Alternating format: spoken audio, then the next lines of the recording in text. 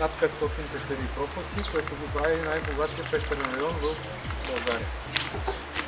Освен това районът попада в Натура 2000 по директивите за местообитанията и директивите за птиците.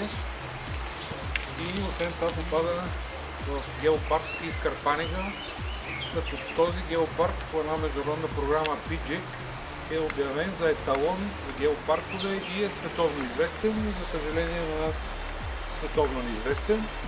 Геопарка включва изворите на река Панега от село Златна Панега.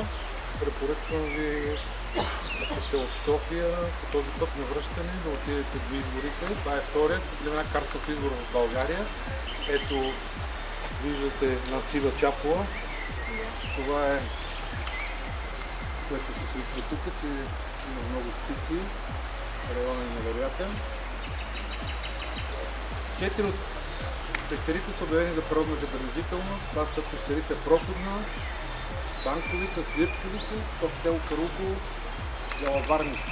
Два природни феномена имаме. Тук Червен бряг, на по течението на река Искър. Това е провъртеника, една величествена повече 100 метрова скала, която в горния си край има един кръгъл отвор, но предават солното лъчило. Този път, който се отива на там, ако искате да сме постигнете на там. По дясната страна, другия природен феномен – Струпанец. Това е едно гигантско естествено срутище, където има каменни блокове с обем повече от 60 кубически метра.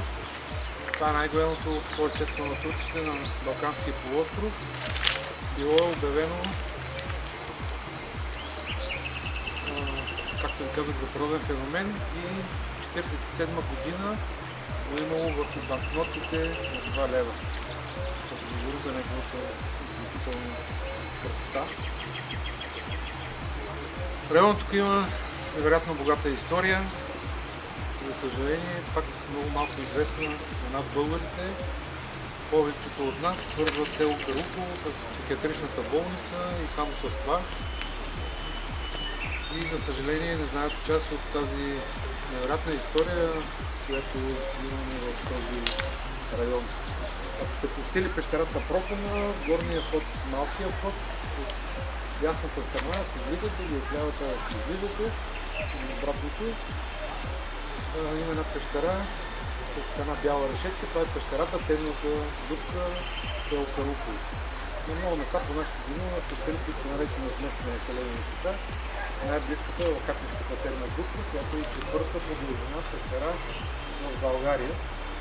Тук тази пещера е известна за своята археология. Нейната история започва още от 28 година, когато един наш археолог, Рафаил Попов, започва археологически разкопки, работи на две места, предимно по село Конино, там работи в пещерите Самуилица 1 и Самуилица 2, по-късно същата година идва и работи в тази пещера и за пръв път открива следи от късен палеолит по нашите земи. По-късно той става и първият наш палеонтолог в новата ни история. От тогава до днес в тази пещера регулярно се извършват археологически разкопки, като за последно археологическа експедиция протекла в периода 1999-2004 година, която с българо-френско участие. Културен ненарушен пласт, който е датиран на 50 000 години преди новата ера. И открили един артефакт, едно парче камък, сравнително малко, каменна шиста. Това е един вид камък, който е сравнително мек и лесно се надрасква, с една схематична рисунка. До момента това е най-старото праисторическо изкуство на света. И това е световно известен факт и съответно на нас световно известен. Този артефакт се намира в Националният археологически музей, град София. Това е гърба на БНБ. Ако посетите този музей, на втория етаж, зала Праистория, в една от витрините, с съответния текст, може да видите този артефакт. Тази експедиция работи в две пещери. Едната е темата тук е село Карукло, другата е Козарника Видинско. Следите в тази пещера от първобитни хора са датирани за 1 600 000 години. Следите в тази пещера Козарника Видинско са датирани за 1 100 000 години. В същата витрина, в този музей, ще видите един артефакт от пещерата Козарника. Представлява парче от еленов рог с едни дълбоки врязвания. Личи се, че това са изкуствени врязвания с някаква цел, известна за нас. Този артефакт е датиран, както ви казах, на 1 100 000 години преди новата. Сега в научните среди се спореше, знаете, че първоначалният живот е възникнал в Централна Африка преди около 3,5 милиона години. Спореше се по какъв път тези първобитни хора са проникнали на европейския континент. Последните изследвания, тези две пещери тъчат вече 16-та година, както ви казах, с българо-френско участие. Имаме тук пред нашата предновековие, тук една невероятна история, много богата. И фактите за нея са много. Тук са оселявали предкърпитно население, включително Фраки, Рим, Византия, Второ българско царство. Всяка крачка, всеки камък, тук е част от нашата много богата история и за съжаление много малко известна, както ви казах на нас. Това, което виждате отсреща е Държавна психиатрична болница в село Карукло. Тя е така от 1908 година, когато църквата, това е бил църковен имот, тук се е намирал в древността, края на 13-та, началото на 14-та, възникна един голям манастир на цялата тази територия. Казва се Викторова лака. Викторова лака е местността, посветени на Успение и Богородица. Под тези 4 бора, от пещерния дом, се вижда църквата, която е запазена. За съжаление, този манастир има трагична съдба по време на османското иго.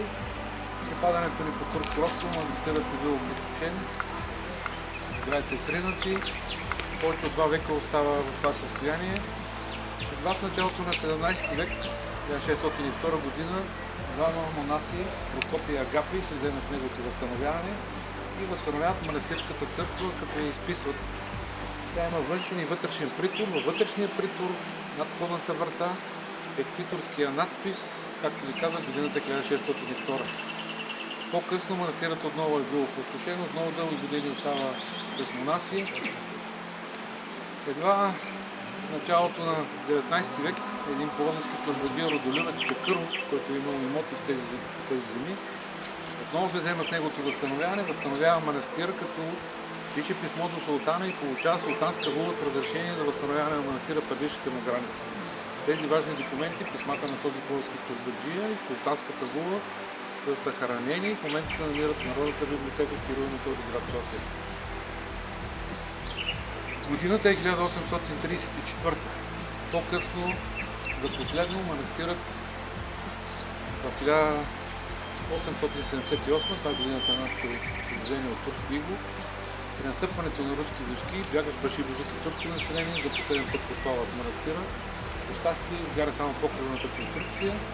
Както ви казах, там имаме съхранена живопис от 1602 година.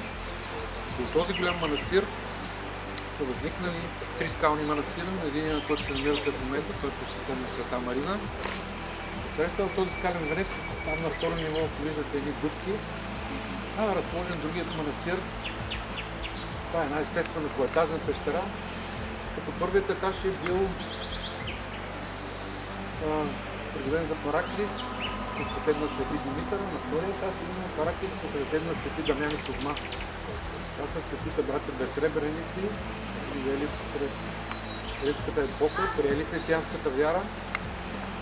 Християнската власт се опитала да ги се откажат от вярата, те са отказали, верски са убити, по-късно са встъпили канонизират като свети.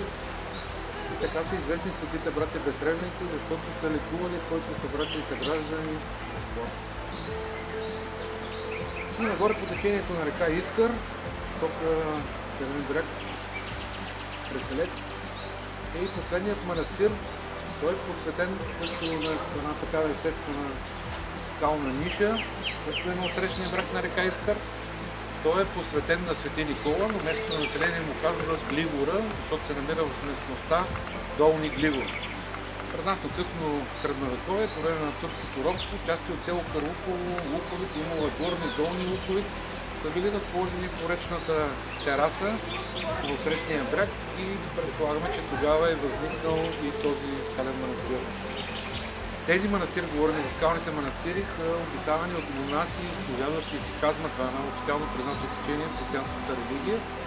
Характеризирало се с това, че малка група монаси, по 3-4 човека, са се отделяли на такива труднодостъпни места.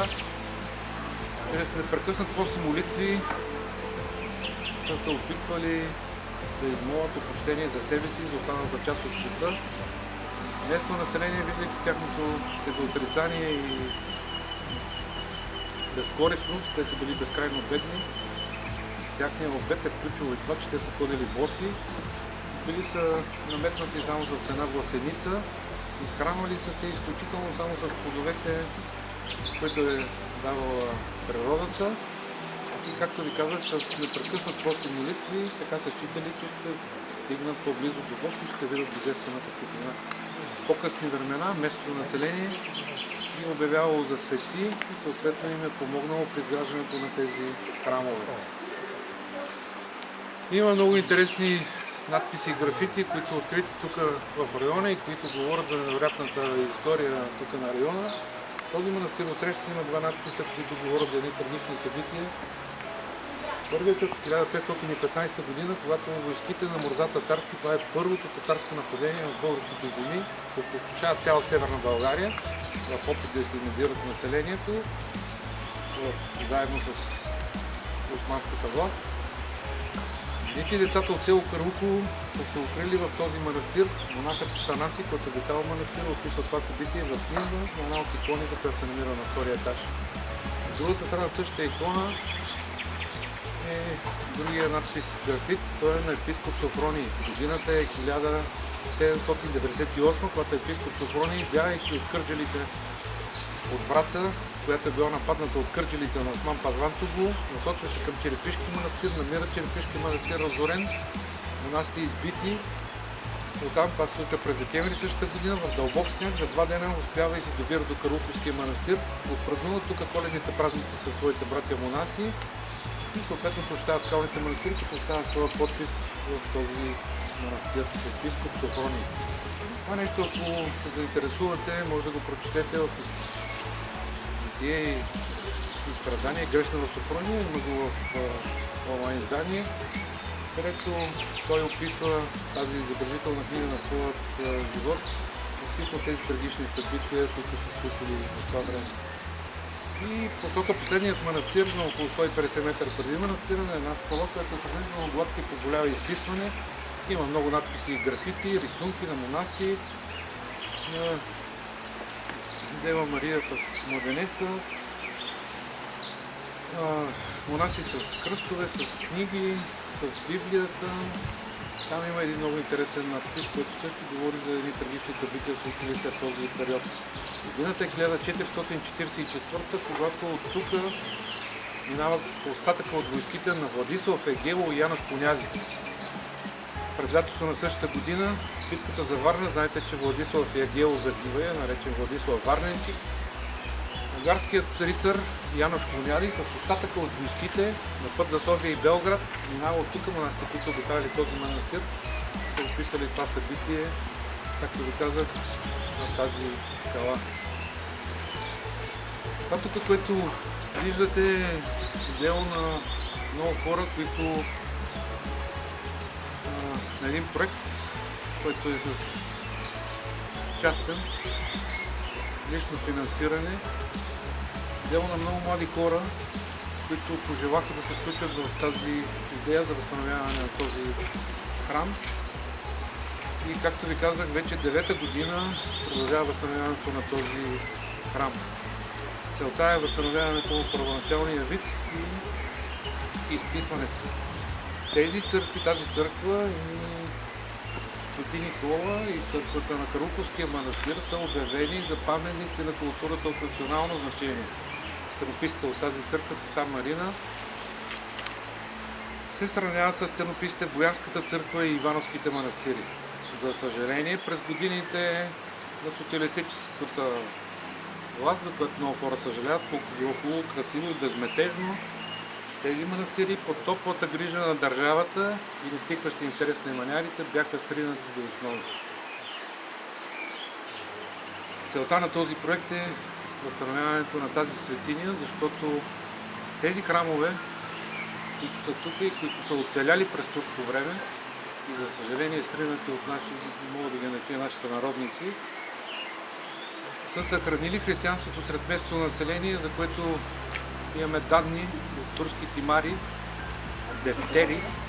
Това са вид четоводни книги, които турците са водили много усърдно, където се описвал броя на населението, неговата етническа принадлежност, къщи, животни и така нататък, с цел събиране на данъци.